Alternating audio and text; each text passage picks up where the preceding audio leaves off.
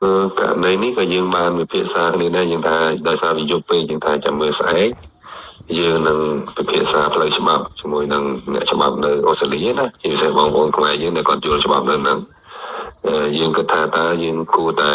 បន្តនីតិវិធីដើម្បីទាមទារយុត្តិធម៌ពីខាងអាជ្ញាធរអូស្ត្រាលីក៏ឲ្យគាត់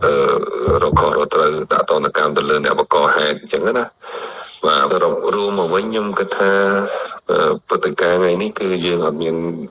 ខាតអីទេណាយើងអត់មានខាតដល់អីទេគឺយើងឈ្នះទាំងអស់យើងឈ្នះទាំងលើសង្វៀនយើងឈ្នះទាំងនយោបាយការទូតបាទពួកអីអ្វីដែលពួកគាត់ធ្វើនោះកាន់តែបង្ហាញអំពីចរិតថោកទាបរបស់ពួកគាត់ដែលគ្មានសណ្ដាប់ធ្នាប់អញ្ចឹងណាហ្នឹងហើយនិយាយទៅករណីហ្នឹងដោយបងប្អូនបានដឹងហើយកីឡាករហ្នឹងគឺពេលដែលយើងណាត់ប្រកួតយើងកំណត់គីឡូ68ប៉ុន្តែពេលដែលគាត់មកថ្លឹង69.9លើច្រើនពេកយើងក៏អត់ឯកភាពប៉ុន្តែអ្វីដែលគាត់តវ៉ាថាដោយសារតែប្រម៉ូទ័រដែលចាំគាត់មកនោះប្រាប់គាត់ថាប្រកួតគីឡូ70យើងថាអត់មានទេយើងមានឯកសារច្បាស់លាស់ឬការកំណត់គីឡូហ្នឹងតាមរយៈកិច្ចសន្យាអញ្ចឹងណាមាន poster មានច្បាស់លាស់អញ្ចឹងណា68ចឹងទៅប្រម៉ូទ័រហ្នឹងគាត់ព្យាយាមសម្របសម្រួលយើងថាឥឡូវសូមសម្របសម្រួលទៅថាទៅកុំឲ្យខូចកម្មវិធីអញ្ចឹងណាហើយក៏យើងថា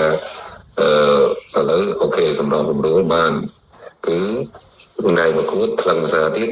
គឺគីឡូស្មើគ្នា70គីឡូអានោះយើងវាយបានព្រោះតែគីឡូស្មើគ្នាឡើងប្រកួតដូចប៉ុនគ្នាណាអញ្ចឹងធ្វើម៉េចគាត់ធ្វើម៉េចឲ្យបាន70គីឡូយើងអត់ដឹងទេព្រោះឥឡូវគាត់69.9ហើយអញ្ចឹងបើគាត់ធ្វើ70គីឡូបាទថាគាត់អត់អាចញ៉ាំឲ្យបានទេរហូតដល់ថ្ងៃប្រកួតហ្នឹងហើយអញ្ចឹង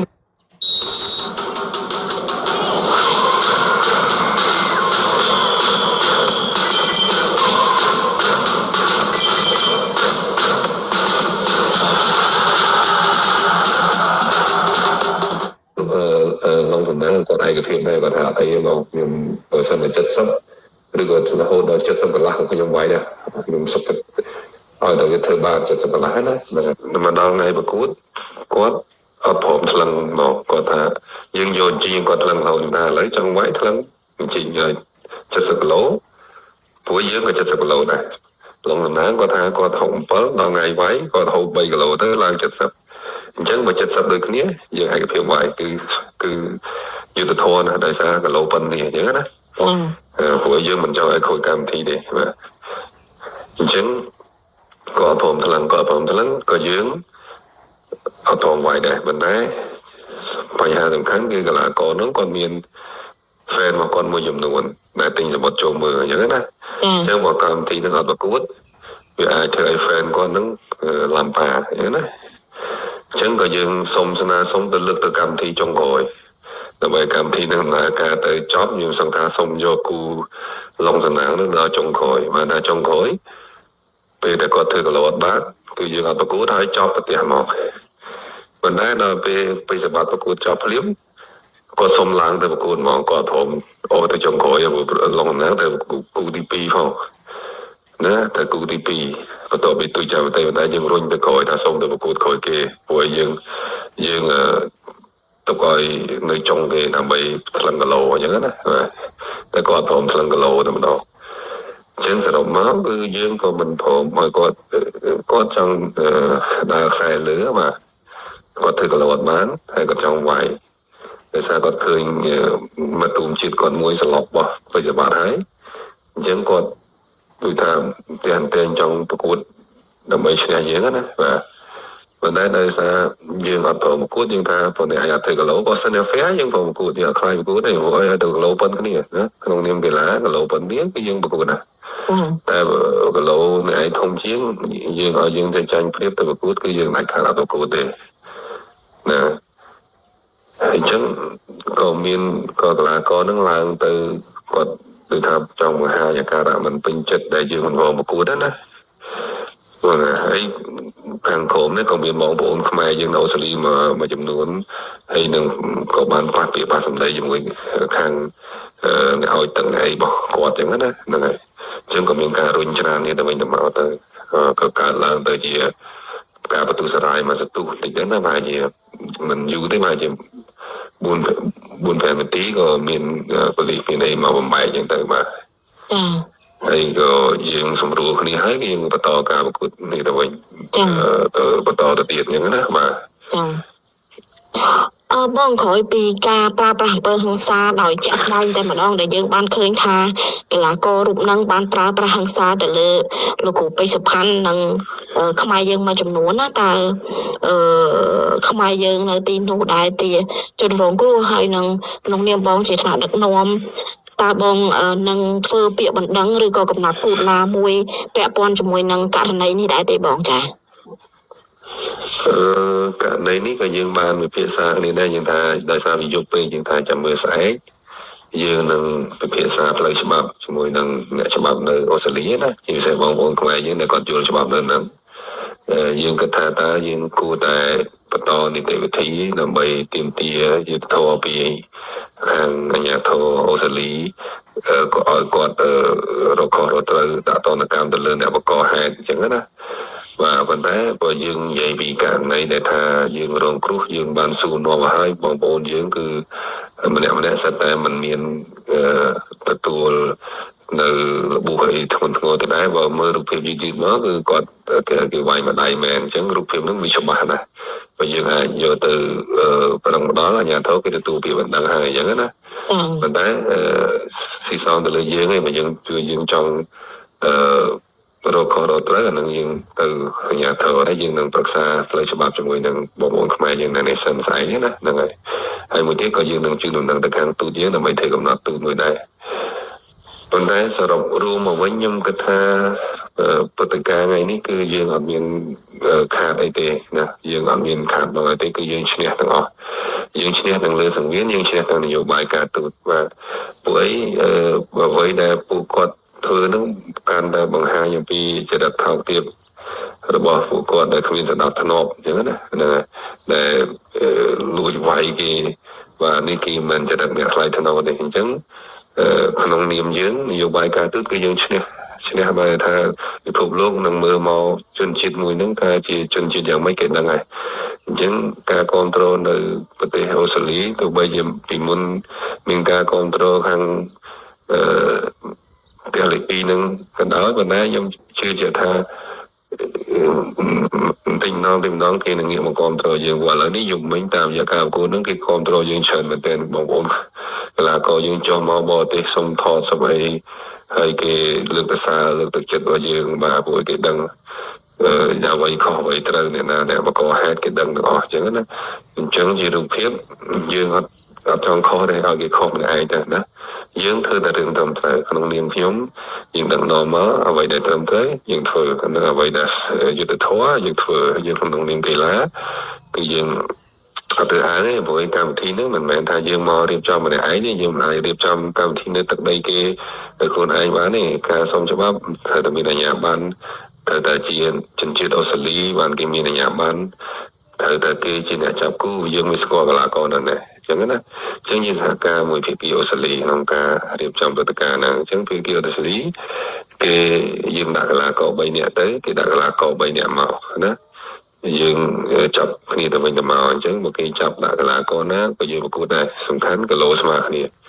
យើងអត់រើសអើងយើងអត់ខ្លាចបាទក្នុងនាមកីឡាយើងមិនអាចបង្ហាញថាយើងរើសអើងដល់កីឡាករនេះយើងមិនវាយទេព្រោះអីគេវាយក្នុងនាមអូស្ត្រាលីចាបងគេដាក់មកទង់ជាតិអូស្ត្រាលីច្បាស់ណាស់ណាគេមិនវាយមកដល់គេដាក់ទង់ជាតិថៃគេដាក់ទង់ជាតិអូស្ត្រាលីប៉ុន្តែឈ្មោះថៃយើងនឹងថាជាកីឡាករថៃប៉ុន្តែយើងក៏នៅតែវាយបានព្រោះយើងគិតថាយើងមានប្រៀបដោយសារយើងក៏មើលទៅសមាជិកយើងគិតថាយើងអាចវាយបានមែនទេអញ្ចឹងយើងប្រកួតកីឡាយើងនិយាយត្រង់ថាយើងមិនអាចជិះប្រទេសនឹងបានទេព្រោះយើងមិនអាចលើកប្រទេសចេញពីនឹងបានទេ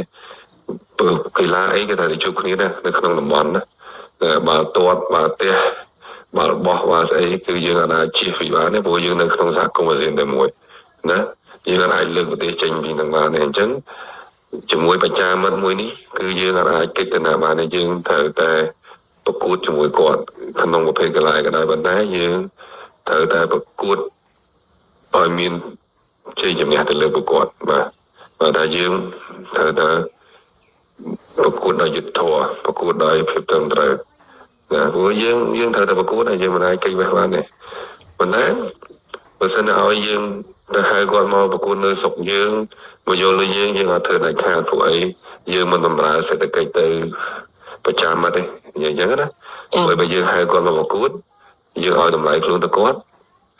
យកលុយហ្នឹងយកទៅស្រុកគាត់ដូចជាជួយសេដ្ឋកិច្ចគាត់ឲ្យមកជួយពីយើងអញ្ចឹងនេះជាការជួយសេដ្ឋកិច្ចដល់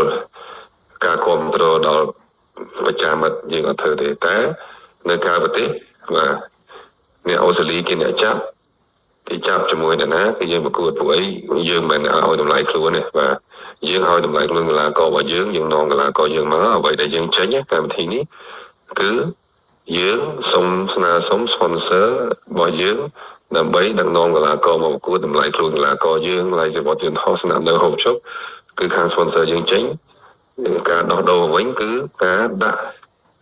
នៅការផ្សាយពាណិជ្ជកម្មបាទសង្វៀនអីត្រូវប្រើmaterial sponsor របស់យើងទាំងអស់ណាអាហ្នឹងគឺជាការដោះដូរ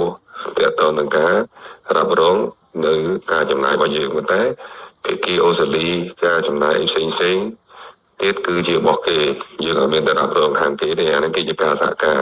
យើងចេញខាងយើងគេចេញខាងគេហើយការរៀបចំជួរទីតាំងជួរអីបលិសន្តិសុខអីពេទ្យអីគឺគេចេញទាំងអស់យើងចេញដែរការចំណាយកីឡាករយើងទេបាទអញ្ចឹងគេចេញគេជាម្ចាស់កម្មវិធីគេរៀបចំគូរៀបចំរបៀបម៉េចគឺយើងសហការរៀបចំដើម្បីឲ្យបានជោគជ័យទាំងអស់គ្នាពួកយើងចង់ធ្វើការផ្សព្វផ្សាយដើម្បីបាទឲ្យគេមកចូលរួមមួយគុណខ្មែរគេគុណខ្មែរទង់ជាតិកម្ពុជាពេញហ្នឹងគេពាក់ខោគុណខ្មែរបាទស្អីភ្លេងខ្មែរផ្លាកអីគុណខ្មែរទាំងអស់ទៅលើហ្នឹងអាហ្នឹងគឺជាការសហការការឲ្យបាយខាងនេះយើងនៅតែប្រកាន់ថាតើតើនៅតំណែងការទូតនយោបាយការទូតយើងអត់អាចរើសអើងទេមើលថ្នាក់ដឹកនាំសម្ដេចថាបតីលោកទៅប្រជុំនៅប្រទេសចិនក៏ដោយនៅម៉ាឡេស៊ីក៏ដោយជាមួយនាយករដ្ឋមន្ត្រីរបស់ប្រទេសជិតខាងលោកនៅតែចាប់ដៃញញឹមដាក់គ្នានេះជានយោបាយការទូតណាយើងមិនអាចបង្ហាញភាពម្ចាស់ទុំរបស់យើងទេណាយើងតែបង្ហាញថាយើងគឺជាសាសមួយដែលមានគុណតម្លៃជាសាសមួយដែលថាមានស្ទីបរៀបសារណាចេះអ្នកនងការទូតបានល្អបាទចា៎បងរឿងផ្សេងគឺយើងអត់ទៅចូលរួមជាមួយគេទេណាបាទតែដូចជាការប្រកួតនេះអញ្ចឹងគឺយើងឯកភាពប្រកួតតែយើងសុំដែរធ្វើម៉េចមានតម្លាភាពបាទមានយុត្តិធម៌ត្រឹមត្រូវបានយើងប្រកួតដោយមានយុត្តិធម៌ចាញ់ឈ្នះយើងជឿជាក់ថាយើងនឹងប្រឹងអស់លទ្ធភាពហើយកីឡាករយើងទៀតសោះបើជាមួយកីឡាករដែលមកពីប្រទេសជឿនពីយើងគាត់ត្រូវតែប្រឹងដើម្បីកិត្តិយសជាតិគេញបិទសម្បត្តិឈ្នះកីឡាករថៃយើងមានកិត្តិយសណាបងប្អូនខ្មែរយើងហូរជាសប្បាយទេបង្ហាញថាគុណខ្មែរខ្លាំងជាងគុណទី2ណានេះជាអ្វីដែលយើងចង់បានបាទតែឡងសំណាងជាមួយសុកត្រហ្នឹងយើងអត់ប្រកួតពួកគាត់ខុសលក្ខខណ្ឌយើងអត់ខុសទេបាទបងប្អូនយើងមកជិនខ្លះថាយើងយកគុណខ្មែរមកគេជន់ទីឡាយណាមានតែជន់យើងអត់មានខាត់បងទេយើងអត់ប្រកួតពួកគាត់ខុសអញ្ចឹងគេមើលមកគាត់ជាមនុស្សអ្នកខុសបាទអញ្ចឹងគាត់អ្នកខុសគាត់ឡំបាគាត់កាន់តែខុសគាត់កាន់តែអាក្រក់ថាអ្នកឯងខុសហើយទៅឡំបាទៀតកាន់តែខុសហើយគាត់មកលួចវាយគូផាន់មកដៃគាត់កាន់តែខុសទៀតខុសទាំងសេចក្ដីធម៌ខុសទាំងសេចក្ដីថ្លៃថ្នូរខុសទាំងច្បាប់បាទថាមកហិង្សាទៅលើគេគូផាន់ចូលទៅគាត់ទៅវាយចឹងគាត់ខុសគ្រប់បែបយ៉ាងគាត់ខុសទាំងនៅក្នុងផ្នែកមហាជនគាត់ខុសទាំងនៅក្នុងច្បាប់ប្រទេសអូស្ត្រាលីចឹងយើងអត់មានអីខុសទេយើងគឺត្រឹមត្រូវគេរសារគេគ្រប់គ្រងយើងគេអាណិតស្រឡាញ់យើងបានកើនញាតិថែមមួយទៀតបាទអូស្ត្រាលីស៊ីដនីខ្ញុំជឿថាជាទីតាំងមួយដែលយើងអាចចូលជើងបាននៅពេលនេះយើងវាយយកបានទាំងបច្ចេកទេសយើងវាយយកបានទាំងសតិអារម្មណ៍យើងវាយយកបានទាំងការគ្រប់គ្រងរបស់អាជ្ញាធរអូស្ត្រាលីអាជ្ញាធរដែលរៀបចំដំណងការប្រកួតគឺគេគ្រប់គ្រងយើងទាំងស្រុងបាទមន្ត្រីអាជ្ញាកណ្ដាលចៅក្រមក្នុងនោះមាន គណៈវិชัយមួយជាកូនខ្មែរយើងទៀតតែក៏អត់ជាខ្មែរដែរតែគាត់កំពុងដែរគាត់កូនខ្មែរគាត់ជាខ្មែរមកដែរគាត់គ្រប់គ្រងទាំងស្រុងហើយគាត់សន្យាថានឹងជួយក្នុងការសូមអាជ្ញាប័ណ្ណឲ្យយើងរៀបចំបង្កើតសហព័ន្ធឲ្យយើងនៅក្នុងប្រទេសអូស្ត្រាលីទៀតព្រោះគាត់ជាសមាជិករបស់អាជ្ញាធរកីឡាអូស្ត្រាលី